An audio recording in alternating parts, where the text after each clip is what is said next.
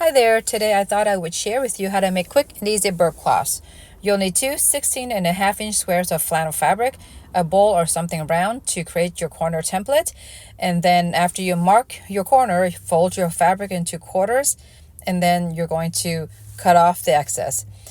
Take it to your serger, and you're going to serge around all four sides. I find that this is the quickest and easiest way for me to make burp cloths.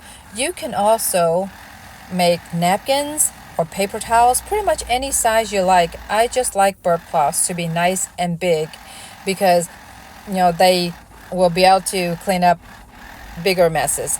And on top of that, these are so absorbent and they launder really, really well. After I'm done, I'm going to take my lighter. I'm going to just cinch the edges to seal it up. And there you have it.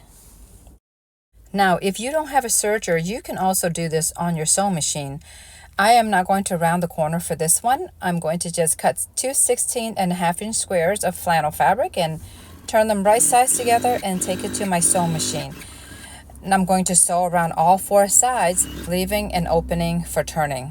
After I'm done, I'm going to clip the corners to reduce the bulk, and then I'm going to turn it right side out. At this point, you would take it to your ironing board and iron this flat, and then you'll top stitch it 1/8 of an inch to close the opening and give this burp cloth a nice finished edge. Well, that's all I have for today. I hope you enjoyed this tutorial. Thank you so much for watching.